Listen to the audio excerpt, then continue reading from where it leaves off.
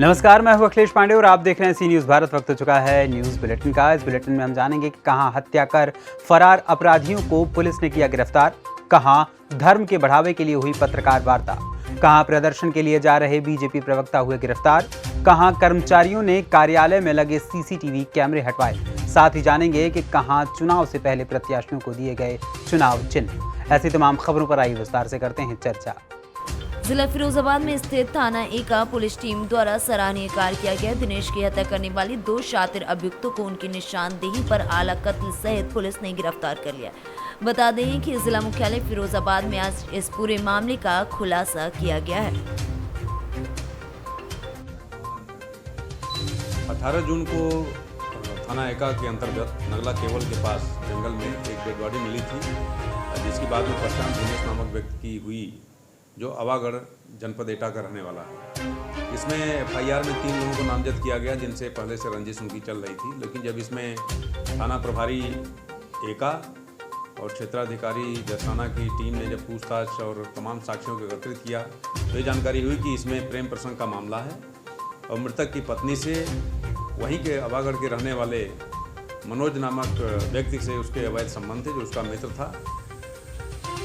तो इस बात पर कहासुनी हुई, कुछ अपशब्दों को मृतक के द्वारा बोला गया था मनोज को। तो फिर मनोज के मन में प्रतिशोध की भावना जागी और उसने अपने साथी अमित को मिलकर अमित की गाड़ी इको से उसको, जब अपने न्यायालय के काम से वो आ रहा था, उसको साथ में ले लिया और जाके वहाँ दारू पिए, नशा किए। नशे के बाद फिर जब वो नशे में हो गया तो उसको मार दिए। असलहा बरामद हुआ, जिस असलहे से उन्होंने कत्ल किया था, मर्डर किया था, वो असलहा बरामद हुआ है। इसके अलावा वहाँ जो उन्होंने दारू पिया था, जो कुछ दारू बच गई थी, वो भी बरामद हुआ है। मृतक के मोबाइल को इनको तोड़ के फेंका गया है और मृतक के मोबाइल भी बरामद कर ली गई है। इस प्रकार 3 निर्दोष लोग जेल जाने से फंसे, जो अनावश्यक चले जाते हैं, और सही आदमी को जेल भेजा गया। यह अत्यंत सराहनीय कार्य है। हाँ, जैसा मैंने आपको बताया इसके पहले। आप फिरोजाबाद से सी न्यूज़ संवाददाता सन्नीश कुमार गुप्ता की रिपोर्ट। लातेहार डीसी के समक्ष शांतिपूर्वक धरना देने जा रहे भाजपा के प्रदेश प्रवक्ता प्रतुल शाहदेव और उनके समर्थकों को लातेहार पुलिस ने चंदवा के पास हिरासत में ले लिया। प्रतुल शाहदेव को हिरासत में लेकर आईबी चंदवा में रखा गया। बता दें कि चंदवा के अनिल गंजू की 2 बेटियों की मौत फूड पॉइजनिंग से 15 दिन पूर्व हुई थी। उसी समय मंत्री सत्यानंद भोक्ता ने 50,000 रुपए मुआवजा देने की घोषणा की थी, लेकिन मुआवजा 15 दिन बाद भी नहीं मिला। इसी वादा खिलाफी के खिलाफ प्रतुल शाहदेव आज अपने समर्थकों के साथ डीसी लातेहार के कार्यालय के समक्ष धरना देने जा रहे थे। 2 सप्ताह पहले हुए मामले में अभी तक मुआवजा न मिलने को लेकर लोगों में आक्रोश है। अनुमंडल पदाधिकारी शेखर कुमार ने दोनों मृत बच्चे के दादा गोपी गंजू से मिलकर हर संभव मदद का आश्वासन दिया था। इसके अलावा पीड़ित परिवार को आवास योजना एवं पेंशन का लाभ दिलाने की बात भी कही थी। कि आज ही लातेहार में आप अनिल गंजू के मामले को उठा रहे हैं, क्या मुख्यमंत्री जी आए हैं, इसके कारण क्या? नहीं, देखिए, हमने तो बहुत दिन पहले कहा था, डिप्टी कमिश्नर साहब को संडे तक की मोहलत दी थी कि संडे तक आप भुगतान कर दीजिए। इस जो आपने भुगतान करने का मंत्री सत्यानंद भोक्ता ने वादा किया था 50,000 रुपये भूमिहीन गरीब अनिल गंजू को, जिसके घर के 2 बच्चों की बहुत फूड पॉइजनिंग हो गई, फिर भी प्रशासन का कोई जू नहीं रहेगा। तो हमने उनको घोषणा की थी कि 23 तारीख को हम आएंगे और डीसी कार्यालय के समक्ष शांतिपूर्वक धरना देंगे।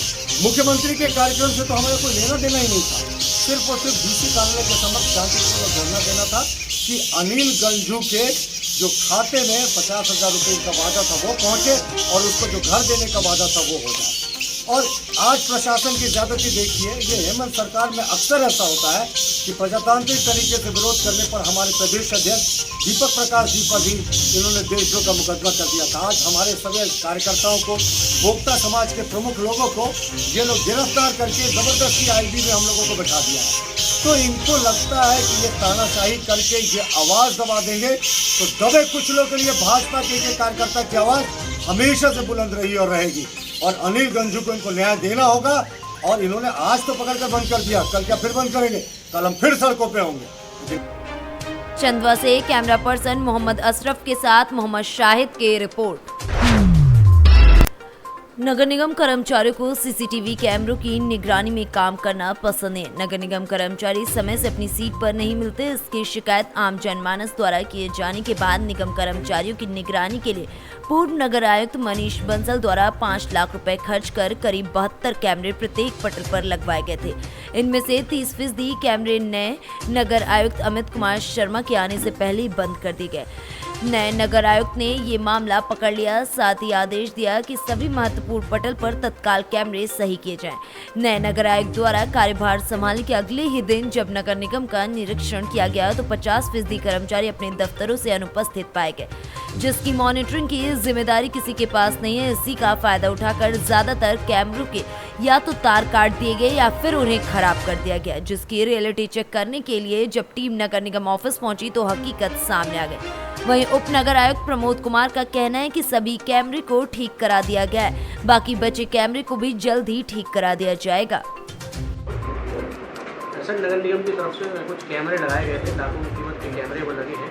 सर, सूत्रों से पता चल रहा है कि स्टाफ ने वो कैमरे बंद कर दिए। सर, क्या? नहीं, देखिए ऐसा है कि जो कैमरे हर पटल पे लगाए गए हैं, हर कमरे में लगाए हैं, चाहे अधिकारी हो, चाहे कर्मचारी हो, चाहे लेखा विभाग हो, चाहे जलकल विभाग हो, चाहे अभियंत्रण विभाग है, सब जगह कैमरे लगाए गए हैं, जिसकी मॉनिटरिंग जो है नगर आयुक्त साहब के कार्यालय में भी लगा हुआ है मॉनिटर, और नीचे जो है अपर नगर आयुक्त का कमरा है उसमें भी लगा हुआ है। नियमित रूप से मॉनिटरिंग की जा रही है। इसके लिए एएमसी का हम लोगों ने ठेका भी दिया हुआ है, और अगर कहीं एक आध दो कैमरे बंद रहते हैं तो उसको ठीक करा जाता है। देखिए, इलेक्ट्रॉनिक गुड्स है, कहीं ना कहीं एक आध दो कमरे में अगर कोई ऐसा फॉल्ट आता है तो उसको ठीक कराया जा रहा है। मेरठ से सी न्यूज संवाददाता शुभम शर्मा की रिपोर्ट। शहडोल जिले के नवगठित नगर परिषद बकहू में पार्षद पद के लिए दावेदारी कर रहे उम्मीदवारों की संख्या 15 वार्ड मिलाकर 100 के पार पहुंच चुकी है, जिसमें भाजपा, कांग्रेस से लेकर अन्य निर्दलीय प्रत्याशी अपनी अपनी किस्मत आजमा रहे हैं। अब देखना यह है कि पार्षद पद की कुर्सी किस उम्मीदवारों के हाथ लगती है। जी हाँ, आपको बता दें कि चुनावी माहौल आते ही धरपटक उतार चढ़ाव होना शुरू हो जाता है, जिसमें उम्मीदवार अपनी किस्मत लगातार आजमाते हुए नजर आते हैं। शहडोल से सी न्यूज संवाददाता रजनीश शर्मा की रिपोर्ट। लखनऊ से सटे जनपद बाराबंकी के तहसील सिरौली गौसपुर के अंतर्गत बदोसराय में पत्रकार पर जानलेवा हमला हुआ। मौके पर लोगों के बचाव के बाद पत्रकार आफताब की जान बची। बदोसराय निवासी टिल्लू पुत्र ननको व एक अन्य साथी ने मिलकर दिव्यांग पत्रकार पर जानलेवा हमला कर दिया। हाथ पैर पर गंभीर चोटें आई। वहीं लोगों ने पहुंचकर पत्रकार की जान बचाई। कोतवाली बदोसराय के चंदूरी पर यह घटना घटित हुई। पुलिस ने मामूली धाराओं में मुकदमा दर्ज कर इच्छी कर ली। मारने वाले लोगों को अभी तक गिरफ्तार नहीं किया। प्राप्त सूचना के अनुसार दिव्यांग पत्रकार आफताब अपनी 3 पहिया स्कूटर से आगे जा रहा था। भीड़ में पीछे आ रहे दबंग किस्म के लोगों ने कहासुनी करते हुए पत्रकार की बैसाखी छीनकर उसे ही मारना शुरू कर दिया। क्या नाम है आपका? आफताब अहमद। कहाँ के रहने वाले? रानी कटरा सिरौली गौसपुर से हम पत्रकार हैं। सूचना क्या मामला था? हम रामनगर की ओर से बदोसराय चौराहे पे थे। पीछे से हमारे एक मोटरसाइकिल 2 लोग सवार थे, आए गाली गुफ्ताली देने लगे। तो हमने कहा भैया गाली क्यों दे रहे? कह रहे हैं कि अंधे हो के देख के नहीं चलते, पीछे से तुमने हमको टक्कर मार दी। जबकि उन्होंने हमारी गाड़ी में टक्कर मारी। हमारी 3 व्हीलर गाड़ी है, हम विकलांग व्यक्ति हैं, हम विकलांग वाली गाड़ी से चलते हैं। उसने हमारी गाड़ी में टक्कर मारा। वो ऊपर से हमको गाली गुफ्तारी दिए। उतने में हम जब उतरे, गाड़ी से उतरना चाहा, बैसाखी निकाल के उस हमारी बैसाखी लेके हमको ही मारना शुरू कर दिया। इसकी शिकायत? इसकी शिकायत कोतवाली बदोसराय में दिया है, और यहाँ पे पुलिस मदद के लिए कही रही है। 323, 504, 506 में मुकदमा ऐसे ही दर्ज कर लिया है। मेडिकल रिपोर्ट के हिसाब से धाराएं बताए हैं कि आगे बढ़ाई जाएगी। गिरफ्तारी अभी नहीं हुई है। घर पे दबिश डाल रहे हैं और वो कहीं फरार चल रहा है। घर वालों को भी अभी कोई पुलिस उठाई नहीं। बाराबंकी से सी न्यूज संवाददाता विजय की रिपोर्ट।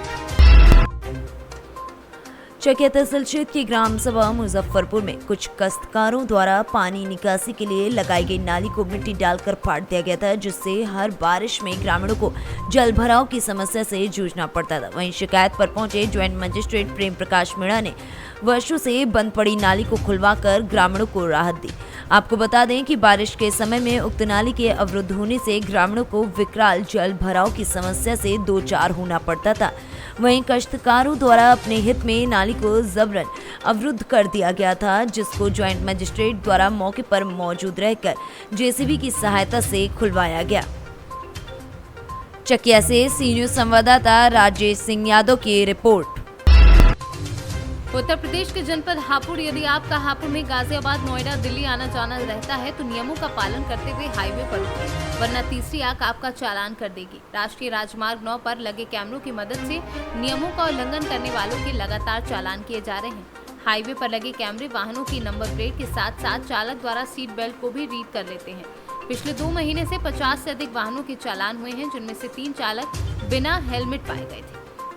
हापुड़ से सी न्यूज़ संवाददाता सचिन कुमार की रिपोर्ट। उत्तर प्रदेश के जनपद हापुड़ पुलिस द्वारा जनपद में अपराध की रोकथाम एवं अवैध शराब तस्करों की गिरफ्तारी हेतु चलाए जा रहे अभियान के अंतर्गत थाना दोरहाना पुलिस व एसओजी टीम द्वारा 2 अंतर्राज्यीय शराब तस्करों को गिरफ्तार किया गया है, जिनके कब्जे से 160 पेटी अवैध शराब, जिनकी कीमत 15 लाख रुपए व तस्करी में प्रयुक्त कैंटर बरामद किए हैं। हापुड़ से सी न्यूज़ संवाददाता सचिन सागर की रिपोर्ट।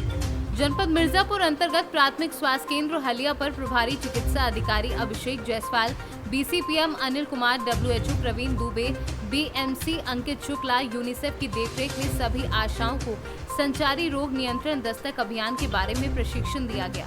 उत्तर प्रदेश सरकार द्वारा निर्धारित 1 जुलाई से 31 जुलाई तक संचारी रोग अभियान चलाया जाएगा। वहीं 16 जुलाई से 31 जुलाई तक दस्तक अभियान चलाया जाएगा, जिसमें फ्रंट लाइन वर्कर के रूप में आंगनवाड़ी व आशा कर्मी घर घर जाकर संचार के माध्यम से फैलने वाली बीमारी पर अंकुश लगाने के लिए लोगों को जागरूक करेंगी तथा कुछ प्रकार की सूची तैयार करेंगी, जैसे बुखार के रोगियों की सूची, इन्फ्लुएंजा लाइक इलनेस रोगियों की सूची, टीबी क्षय रोग लक्षण वाले व्यक्ति की सूची, कुपोषित बच्चों की सूची, क्षेत्रवार ऐसे मकानों की सूची जहां घर के अंदर मच्छरों के प्रजनन पाए गए, तमाम ऐसे संचार के माध्यम से फैलने वाले रोगों के बारे में लोगों को जागरूक करने तथा सूची तैयार करने के बारे में प्रशिक्षण दिया गया। हाँ सर, क्या नाम है आपका? मेरा नाम अनिल कुमार है। अच्छा, आज जो ये क्लस्टर बैठक की जा रही है, इसमें किन किन बिंदुओं पर आशा संगिनी को समझाया जा रहा है, बताया जा रहा है? देखिए, आज जो आशा लोग की बैठक की जा रही है, मेनली वो संचारी रोग नियंत्रण और दस्तक अभियान पर प्रशिक्षण दिया जा रहा है, ताकि हमारी आशाएं संचारी और दस्तक पर निपुण होकर के जन जागरूकता अपने क्षेत्रों में, गाँवों में जाकर के कर सकें। तो किन किन बिंदुओं पर बताया गया, इनको प्रशिक्षण दिया गया, खासतौर पर मुख्य बिंदु हमारा आज का है संचारी रोग नियंत्रण अभियान और दस्तक अभियान, जो 1 जुलाई 2022 से लेकर के 31 जुलाई 2022 तक ये अभियान चलाया जाएगा। बीच में 16 जुलाई से लेकर के 31 जुलाई तक दस्तक अभियान संचालित किया जाएगा। किन किन रोगों पर विशेष तौर पर इनको बताया जा रहा है? ये जो संचारी संबंधित जितने भी रोग हैं, उन विषयों पर इनको जागरूक किया गया है। जैसे इनको अभी लाइन लिस्टिंग जाके करना है। 16 तारीख से लेकर के 31 तारीख के बीच में जो दस्तक अभियान चलेगा, उसमें बुखार से संबंधित रोगी जो बहुत दिनों से बुखार हैं आ रहे हैं, क्षय के रोग के लक्षण वाले रोगी को इनका चिन्हांकन करना है, कुपोषित बच्चों का चिन्हांकन करना है और ऐसे परिवार का चिन्हांकन करना है जहाँ पर मच्छर उत्पन्न होने की संभावनाएँ दिख रही हैं। उन परिवारों को चिन्हांकन करके उनको जागरूकता करना है, उनको जागरूक करना है कि ये जो है व्यवहार को परिवर्तित करने के लिए। चलिए, मिर्जापुर से सी न्यूज़ संवाददाता गौरव श्रीवास्तव की रिपोर्ट। फिलहाल के लिए इस बुलेटिन में इतना ही। देश दुनिया की तमाम खबरों के लिए देखते रहें सी न्यूज़ भारत। हर खबर आपके साथ, आपके हाथ।